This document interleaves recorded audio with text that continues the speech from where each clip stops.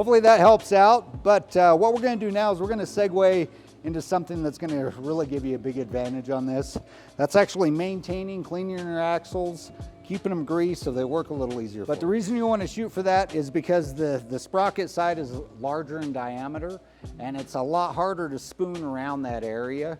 So if say your tire is completely unbeaded completely, I'm actually going to bead the sprocket side first, and then I'll put the sprocket side down and I'll work it off the rotor side because that's a smaller circumference in that area and it's easier to work your tire irons and your spoons in the direction you want to go versus fighting around that big gnarly sprocket section right there. So hopefully that helps out a little bit and just makes it a little easier. So sometimes it doesn't always happen in that direction, but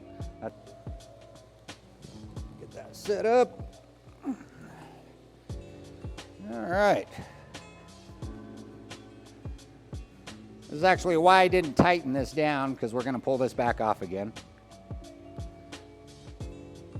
So one thing that makes life a lot easier for us is clean goodies. If we notice right here, we've got a lot of dirt crud built up, even on the chain side. It makes it a little more difficult to get that axle out. And I'll actually show you why this axle is being so hard to take out.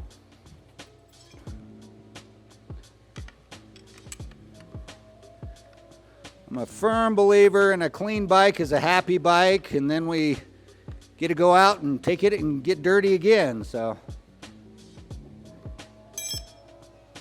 what is going on this particular machine? Yeah, it's still fighting a little bit.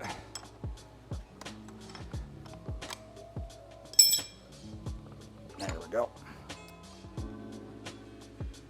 So where we're having our issues is all this crud that's built up all along right here, and that's why it wants to stick on us when we're trying to throw our axles in and out on that wheel. So we're just going to do a quick little cleaning process on it, make it super easy, very minimal supplies that you need to actually do this. So I'm just going to grab my little cleaning agent over here. Basically just brake clean, carb clean, anything that's going to clean off all that grease and gunk and dirt.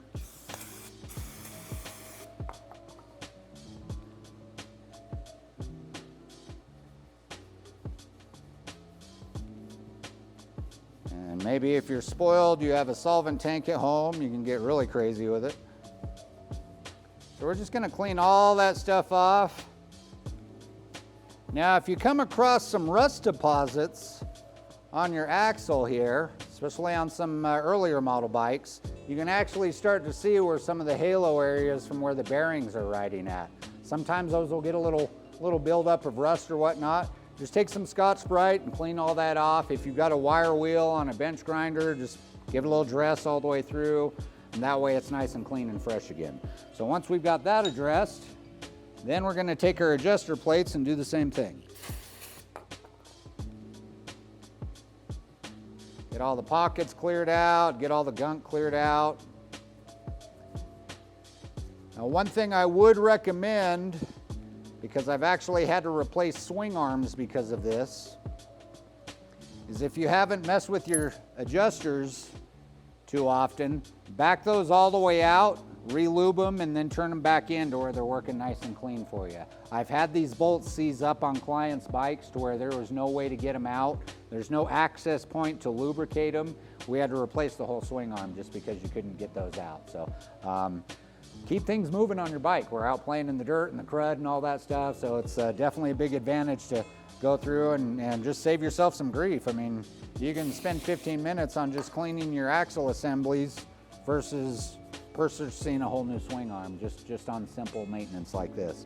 So I like to just take some cleaner, get in these grooves here, get everything cleaned out. I'm actually going to pull the wheel off so we can get in some of those grooves here. Oh, now that's all addressed right there. Let's kind of talk about your brake calipers. So these get really dirty and crudded up. One thing you can do, a 5-gallon bucket, some hot water and simple green, and I know everyone's got to use toothbrush at home, okay? So you can actually take your brake pads out and really get in there with just a simple toothbrush with hot water and simple green. Get all that cleaned out, and that way that brake's going to function for you properly. It's not pulling in crud, not beating up your brake caliper seals. You can also very carefully, this is where your piston for your brake caliper is. So if we actually pressed on the brake pedal, that piston comes out, presses on this brake pad, and pushes a little more to this direction. If you pull your brake pads out, then you can very carefully press on your brake pedal or your lever, and you can push that piston out a little bit. Don't go crazy, because if you'll blow your piston out, then you've got to work it all back in there and re-bleed your brakes.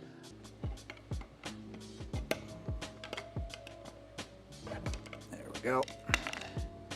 All right, so if we look right in here, in fact, if we take a really close look, we can see how this wheel seal, it's completely bone dry. There's no lubricant in there at all. So it's basically, if any water splashes in there or anything, the only thing that's really holding it back is the rubber. There's no oil or anything like that sealing that up. So here's where we want to actually just take the time. We're going to clean our wheel seal. And like I said, carb cleaner, maybe some brake clean, something like that. Just somewhere it's going to clean up some of that oil or junk right now. And one thing you want to be mindful of is on your wheel spacer, make sure there's no grooves or nicks or anything inside that, because that's going to bind your axle up when you go to manipulate that through. So always make sure that's working nice and clean. You can do a little dry fit, just to make sure it's good. So once you know you're good there, maybe just do a little dabby right there just to kind of keep it dressed up. Really kind of depends on the style of your wheel spacer. Just pop that in there and do the same thing on the other side. All right. Okay, here's another thing I run across all the time. I don't know why this happens, but notice on this particular model, on the spacer plate, there's a pocket on one side. That's for the axle nut, okay? Time and time again, I run into that. So when you put your axle nut on, you're only hanging on by about 3 or 4 threads. So when you are assembling your rear axle, make sure that you're assembling it properly. Just like that. That way that nut's fitting in there properly. You've got all the threads you need on there.